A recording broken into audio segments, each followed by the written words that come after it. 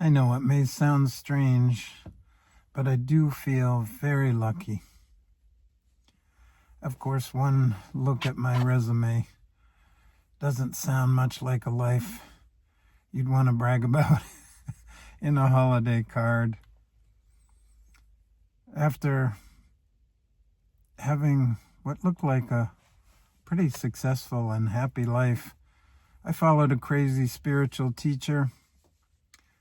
I violated and caused harm and violated the trust of my entire community, and I wound up going to prison as a result. So where does the feeling of luck and even gratitude come in? It's really hard to describe, but bear with me if you can or if you're interested. I made such a mess of things that there was absolutely no way for me to avoid facing it. I knew from the get-go, as soon as I realized the magnitude of what I had done, that to try to find excuses or to work my way around it or to try to paper it over was just going to look like even greater foolishness than what I had already committed. And I knew I was in for a long haul. I knew I was in a forest fire that was going to burn up pretty much everything I had ever believed to be true about myself. So again, where's the good fortune? Where's the luck in that? What it comes down to is that in going through that, I discovered both gradually and over an extended period of time that to die to the old, to burn up in the forest fire, whatever you want to call it, nothing is burned up that was real. The only thing that burns in that fire, the only thing that falls away is what was never real to begin with. And so I discovered that all these things that I had believed about myself, all these things that I had hidden, all these things I was afraid of, all these things that I was ashamed of, all these things that I was proud of, all of them disappeared and something was left. And in fact, what was left was cleaner and more peaceful and more real than anything I had known to that point. It's a strange kind of luck, and not one I would wish on anyone else, and yet here it is. And the luck and the gratitude continued. I spent 4 years in prison, and then I came out, and I knew that after all this time really facing myself and being with myself, that I had learned things that I wanted to see if they would work or apply in relationship.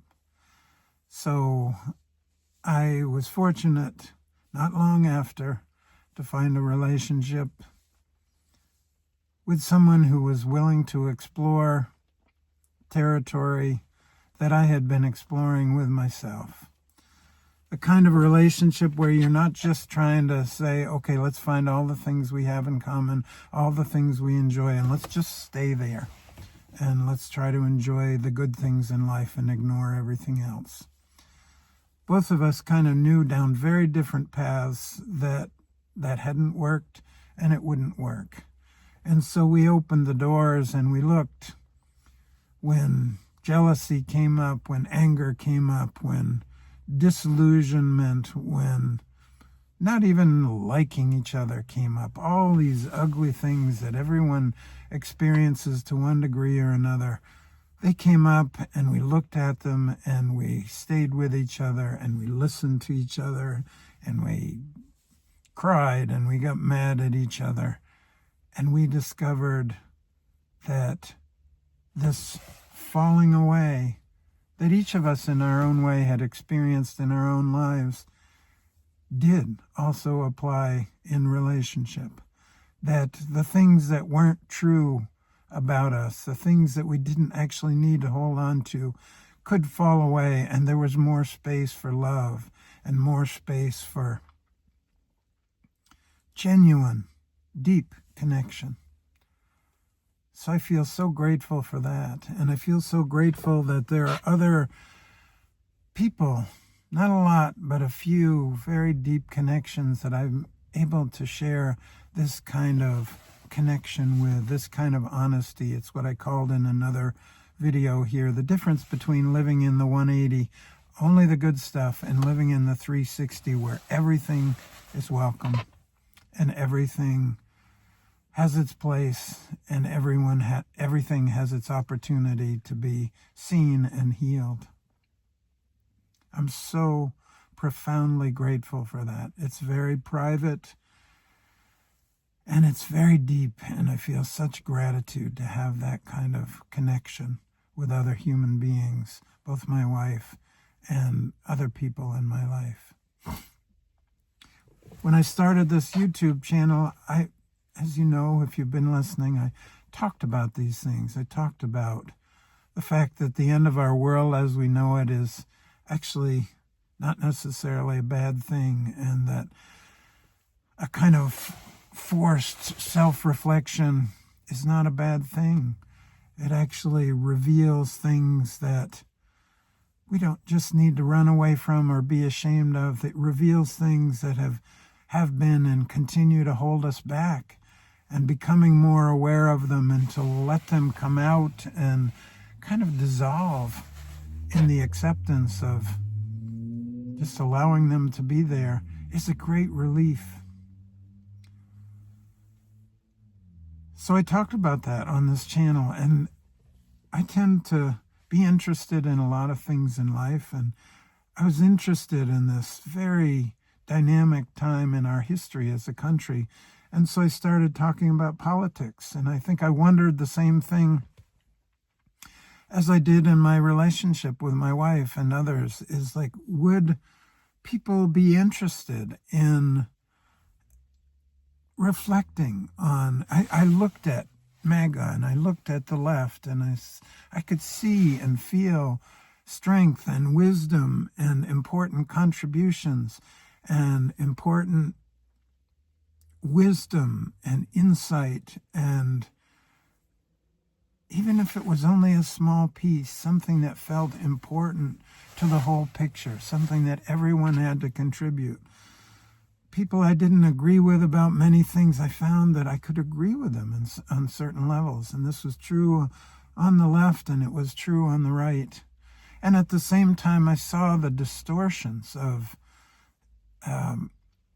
politics and how the divisiveness and the polarization, kind of beating each other up, and I'm right and you're wrong, and you have to become more like me, and you have to listen to me because you just don't understand how right I am, and you don't understand what you're missing.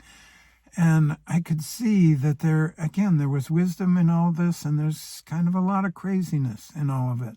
I thought MAGA might, or at least some of MAGA might be interested to hear from someone who'd been through something similar myself, that following a dishonest person doesn't come to a good end, and trying to insist that reality is what you want it to be, not what it actually is, doesn't actually change reality.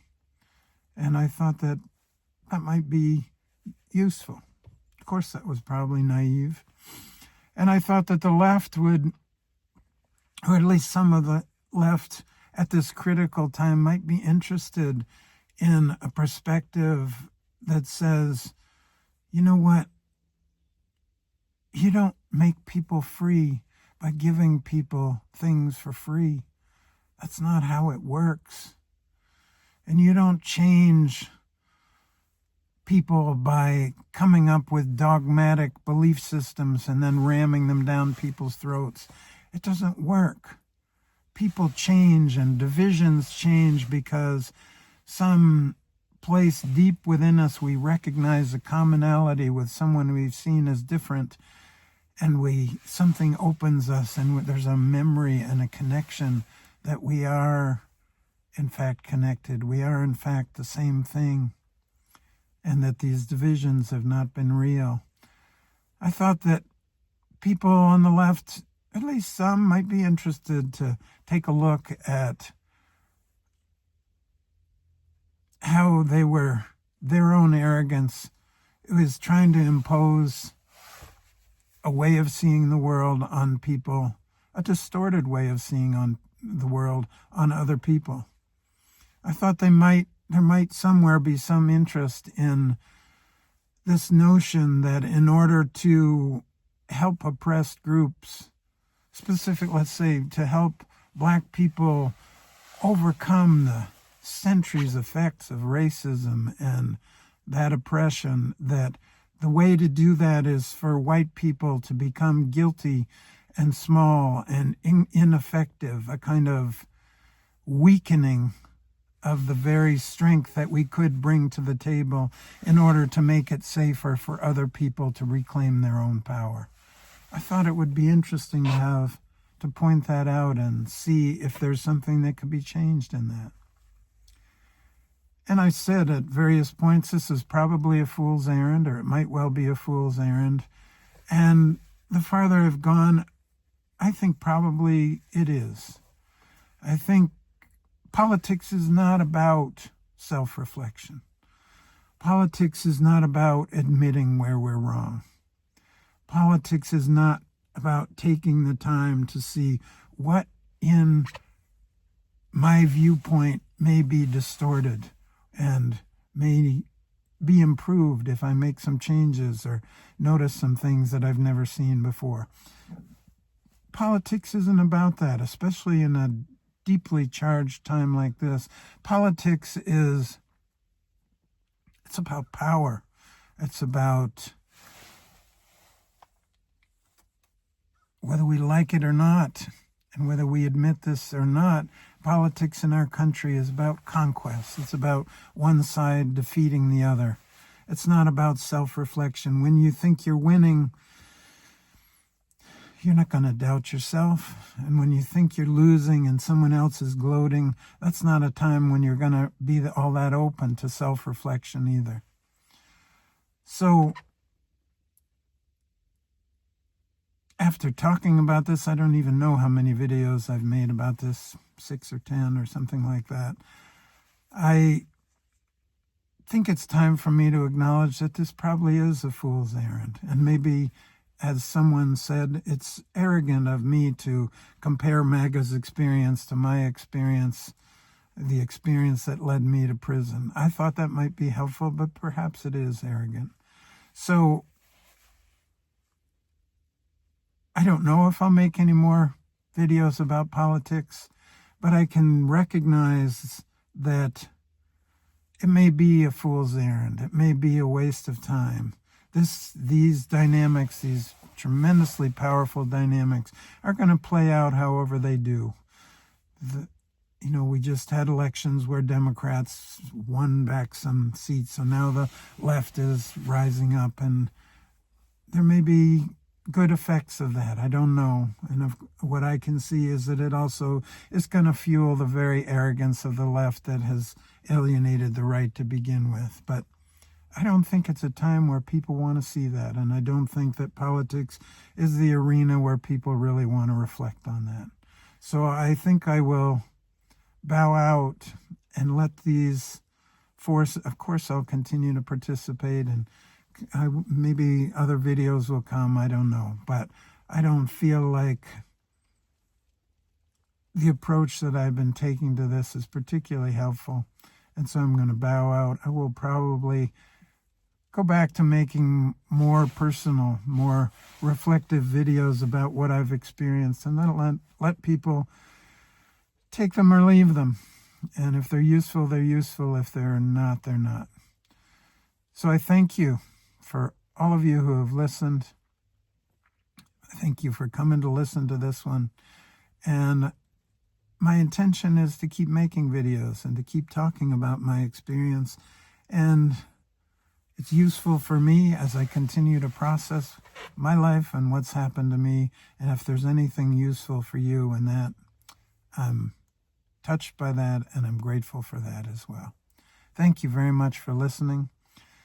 If you do like this, Please do feel free to like and subscribe, comment. If you have thoughts about this political realm, I'd be interested to hear them. If you're glad to see me shut up about this stuff, I'd be glad to hear that. Thank you so much for visiting. Those of you who want to, I'll see you again soon. Thank you.